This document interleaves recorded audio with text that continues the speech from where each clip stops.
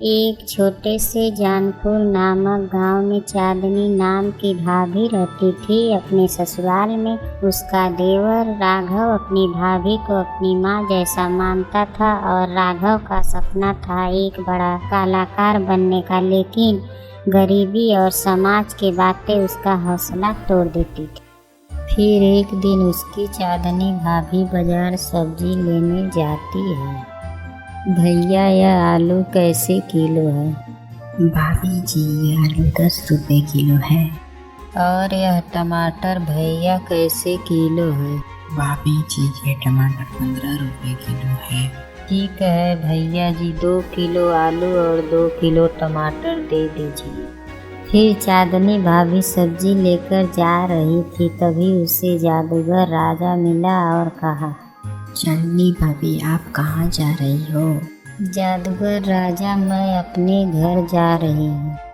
वह तो ठीक है, आप अपने घर पर जा रही हो, लेकिन मैं आपको कुछ देना चाहता हूँ। जादूगर राजा, आप मुझे क्या देना चाहते हो?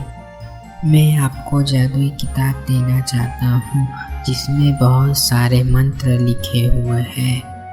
लेकिन जादूगर राजा, आप मुझे यह किताब क्यों देना चाहते हो?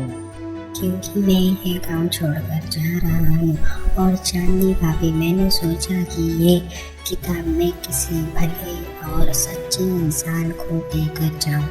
इसीलिए मैंने सोचा कि आपसे सच्चा और भला इंसान कौन है चांदनी भाभी? ठीक है जादूगर राजा, यह किताब मुझे आप दे दो। फिर चांदनी भाभी वह किताब अपने घर ले आई। फिर चांदनी भाभी ने सोचा कि अगर मैं इस किताब से जादू सीख जाऊंगी तो मैं अपने देवर राघव का मदद कर सकती हूँ। फिर चांदनी भाभी ने वह किताब रोज रात को पढ़ने लगी। फिर चांदनी भाभी 2-3 रातों में थोड़ा बहुत जादू सीख गई। फिर एक दिन चांदनी भाभी ने अपने देवर का नाम लेकर जादू किया, बोला कि ओम टीम टीम ओम डीम डीम, मेरे देवर राघव को बहुत बड़ा कलाकार बना दो। फिर दूसरे दिन राघव एक चित्र बना रहा था, तभी उसकी भाभी ने वह चित्र देखा और कहा, राघव यह चित्र तो तुम बहुत अच्छा बना रहे हो। तभी उनके घर पर एक अमीर आदमी आया और राघव का बना हुआ चित्र को दिखा तो वह बड़ा खुश हो गया और राघव से कहा, राघव ये चित्र तुम मुझे बेचोगे क्या? हाँ क्यों नहीं, ये चित्र मैं आपको बेचूंगा।